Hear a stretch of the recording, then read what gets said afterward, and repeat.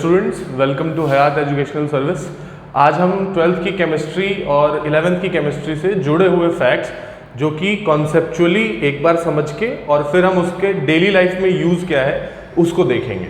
ठीक है, सबसे पहले चीज़ से स्टार्ट करते हैं, पीरियोडिक टेबल।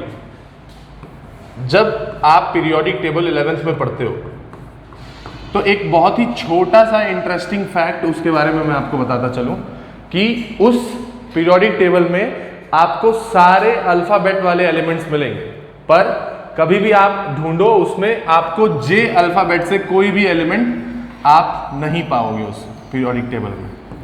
तो ये एक छोटा सा फैक्ट था पीरियोडिक टेबल से रिलेटेड। दूसरी बात करते हैं हम आपकी 12th की केमिस्ट्री, इनऑर्गेनिक केमिस्ट्री में एक बहुत ही छोटी सी रिएक्शन है। अगर आप उस रिएक्शन को एनसीईआरटी में जाके ध्यान से देखोगे तो चलिए पहले उस रिएक्शन को हम देख लेते हैं, फिर उसके बाद उसके बारे में बात करेंगे। 12th के एनसीईआरटी में आपके ग्रुप 15 फॉस्फोरस वाला जो ग्रुप है उसमें एक रिएक्शन है कैल्शियम फॉस्फाइड का। जब रिएक्शन हम कराते हैं वाटर के साथ तो ये बनता है PH3 नाम की एक गैस रिलीज होती है यहां से, ठीक है।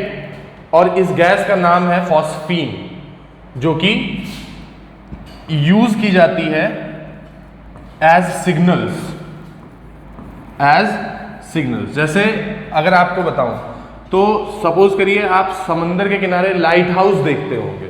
जब समुद्र के किनारे लाइट हाउस जो होती है वो शिप्स को गाइड करती है। जब भाई अंधेरा हो गया तो अब कैसे शिप्स आएंगी किनारे तक, तो उन शिप्स के लिए लाइट हाउस होता है। पर मान लीजिए मौसम खराब है और लाइट हाउस काम नहीं कर पा रहा है, तब शिप किनारे तक कैसे आएगी, या सिग्नल यूज करने के लिए कैसे हम दूसरी शिप्स को बुलाएंगे कि भाई आप ये किनारा है और ये किनारे तक आपको आना है। तो उस केस में हम क्या करते हैं कि इस तरह के डब्बे होते हैं शिप्स के ऊपर, इस तरह के डब्बे जिसमें कि भरे होते हैं कैल्शियम फॉस्फाइड और कैल्शियम कार्बाइड CaC2, ठीक है। ये आपका भरा होता है उसमें। उन डब्बों में ऊपर से एक होल किया जाता है और इन डब्बों को समुद्र में फेंक दिया जाता है।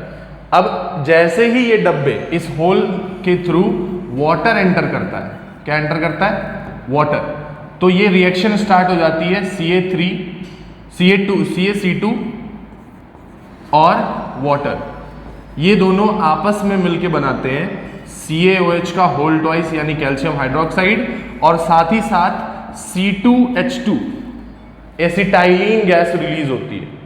और इस डब्बे में आपकी जो रिएक्शन होती है उसमें आपका वाटर के साथ रिएक्ट करके ये बनाते हैं PH3 फॉस्फीन। इस कंपाउंड का नाम है फॉस्फीन।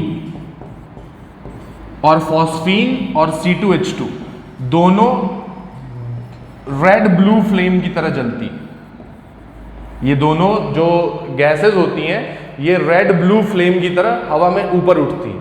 अब मान लीजिए कोई दूर से शिप जा रहा है, उसने देख लिया कि हाँ यहाँ किनारे के पास रेड और ब्लू कलर का फ्लेम उठ रहा है, तो उसको पता चल जाएगा कि उसको उसी की तरफ जाना है।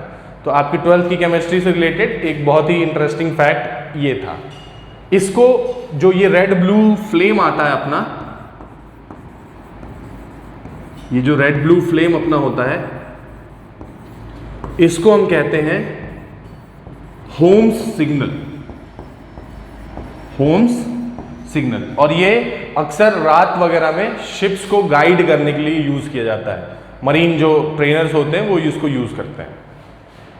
अपने तीसरे फैक्ट पे हम आते हैं जो कि रिलेटेड है DDT से। DDT ये आपको 12th की ऑर्गेनिक केमिस्ट्री में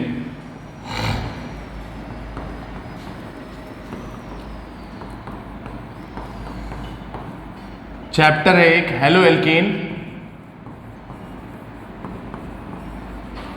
प्लस हेलो एरीन्स।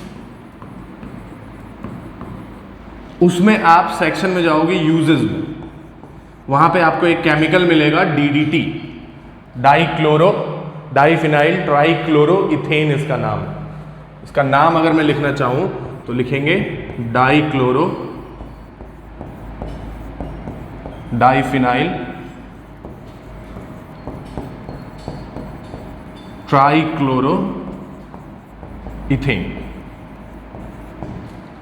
बात करें अगर स्टूडेंट्स इसके स्ट्रक्चर की, तो स्ट्रक्चर बनाना बड़ा ही आसान है, आप स्ट्रक्चर बनाने का तरीका भी सीख सकते हैं। सबसे पहले आपको फोकस करना है इथेन पे। इथेन में टोटल 2 कार्बन होते हैं, तो दोनों कार्बन आप इस तरह से बना लीजिए। फिर आ जाइए ट्राइक्लोरो पे, किसी भी एक कार्बन से ना 3 क्लोरीन जोड़ दीजिए। अब बचता है डाइफिनाइल डाइक्लोरो डाइफिनाइल, यानी इस कार्बन से आप जुड़ती हुई एक बेंजीन रिंग बना दीजिए और इसी बेंजीन रिंग में क्लोरो जोड़ दीजिए। फिर यहां पे एक बेंजीन रिंग बना दीजिए और यहां पे एक क्लोरो जोड़ दीजिए। ये डीडीटी का स्ट्रक्चर है। अब आप सोच रहे होंगे कि इस डीडीटी का इतना काम क्या है, तो सबसे बड़ी बात यह है कि इस डीडीटी को, ये DDT used as a pesticide. खेतों में जो कीटनाशक होते हैं ना, कीट जो होते हैं जो हमारी फसलों को खराब कर देते हैं, तो उनके लिए हम यूज करते थे। बहुत स्टार्ट में यूएसए ने इसको बनाया था एज अ पेस्टिसाइड, मतलब उन कीट्स को मारने के लिए, कीड़े मकोड़ों को, ताकि वो हमारी फसल को बर्बाद ना करें। और डीडीटी कुछ हद तक कारगर भी रहा, लेकिन डीडीटी के साथ आने शुरू हो गए इन्वायरमेंटल डैमेजेस। इन्वायरमेंटल डैमेज आने शुरू हो गए। कैसे? क्योंकक्योंकि देखो दोस्तों, डीडीटी जो है वो एक नॉन बायोडिग्रेडेबल केमिकल है, नॉन बायोडिग्रेडेबल केमिकल। मतलब इसको कोई ऐसा एंजाइम नहीं बना है या कोई ऐसा इन्वायरमेंटल एंजाइम नहीं है जो डीडीटी को डिग्रेड कर सके। जैसे आप प्लास्टिक के बारे में सुनते होंगे, प्लास्टिक भी क्या है, नॉन बायोडिग्रेडेबल, इसीलिए हमसे गवर्नमेंट कहती है कि आप प्लास्टिक हो सके तो कम से कम यूज करें या तो ना यूज करें। सेम उसी तरह से डीडीटी के अपने फायदे थे कि वो यूज एज अ पेस्टिसाइड किया गया था, बड़ा ही कारगर पेस्टिसाइड था जिसको यूज करने से पेस्टिसाइड्स वगैरह की प्रॉब्लम लगभग खत्म हो गई थी। पर उसके साथ एक नई प्रॉब्लम शुरू हो गई, और वो प्रॉब्लम क्या थी मैं आपको बताता हूं। ये है नॉन बायोडिग्रेडेबल, ये फैट बॉडीज में स्टोर हो जाता है, फैट बॉडीज में स्टोरेज होता है इसका। अब इसके साथ जो प्रॉब्लम शुरू हुई थी वो क्या थी, ध्यान से सुनिएगा। पहली प्रॉब्लम जो शुरू हुई वो ये कि डीडीटी प्लांट्स में जाने लगा, और इन प्लांट्स को खाने वाले कौन, एनिमल। यानी अब हम फूड चेन की बात कर रहे हैं। देखिए इस पॉइंट पे ठीक, डीडीटी एक केमिकल है और फूड चेन बायो का कॉन्सेप्ट है, यानी आप बायो प्लस केमिस्ट्री इसमें इसका एप्लीकेशन पाओगे। तो दूसरा इसमें एप्लीकेशन क्या है कि प्लांट्स को कौन खाया, एनिमल्स। सपोज करिए ये एनिमल्स डीके हो गए वाटर बॉडीज में, वाटर बॉडीज में ये एलिमेंट एनिमल्स डीके हुए। अब एक बात बताइए, ये डीडीटी जो नॉन बायोडिग्रेडेबल है वो इन प्लांट्स में भी गया, प्लांट्स में भी नॉन बायोडिग्रेडेबल है तो वहां भी डिग्रेड नहीं होगा, फिर ये प्लांट से कहां आएगा, एनिमल्स में। एनिमल्स से किस में घुलेगा, वाटर बॉडीज में। वाटर बॉडीज में कौन रहती है, फिश। फिश इन चीजों को खाएंगी जो डेड प्लांट्स हैं, डेड एनिमल्स हैं। यानी फिश के अंदर भी कौन आ गया, डीडीटी। और फिश को खाने वाली बर्ड्स, इन बर्ड्स के अंदर भी क्या आ गया, डीडीटी। अब यहां से इसका असली खतरनाक खेल चालू होता है। डीडीटी इन बर्ड्स के अंदर जब स्टोर होने लगता है तो ये इन बर्ड्स की एग शेल्स को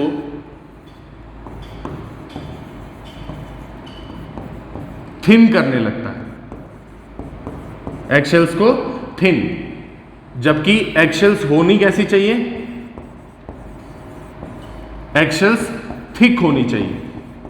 थिक इसलिए कि जब तक एक प्रॉपर टाइम पीरियड तक उनका डेवलपमेंट अंदर जो बर्ड की एग के जो वो हैं, क्या कहते हैं उनको, मैं भूल रहा हूँ थोड़ा सा, जो बर्ड्स हैं अंदर पल रही हैं, उनका जब तक एक मैच्योरिटी पीरियड नहीं आ जाएगा तब तक ये जो शेल्स एग सेल्स हैं ये टूटनी नहीं चाहिए।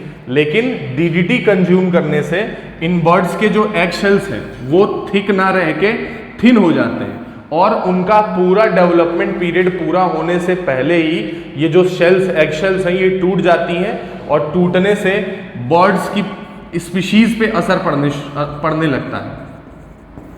अब एक बात बताइए, मान लीजिए कुछ फिश ईटिंग बर्ड्स हैं, वो तो इस तरह से फिर इकोसिस्टम से गायब ही हो जाएंगे हमारे। तो ये डीडीटी का सबसे बड़ा दुष्प्रभाव था, जो कि सबसे बड़ा आप कह सकते हो हार्मफुल इफेक्ट था अपने इन्वायरमेंट पे। अब हम बढ़ते हैं तीसरी चीज की तरफ, जो कि है आपका एस्पिरिन।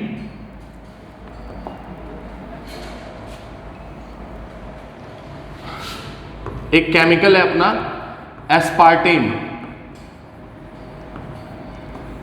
आपने अक्सर शुगर फ्री का एड्स देखा होगा, जो बिपाशा बसु जी लेके आती हैं शुगर फ्री का एड्स, उसमें आप देखते हो कि डायबिटीज पेशेंट्स के लिए ये अच्छा है।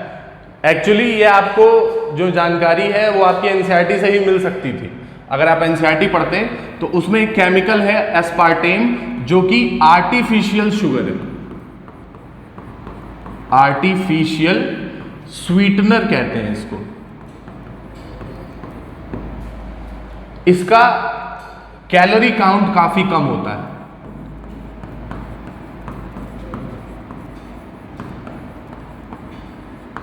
और आपको जान के हैरानी होगी कि एक अमीनो एसिड है,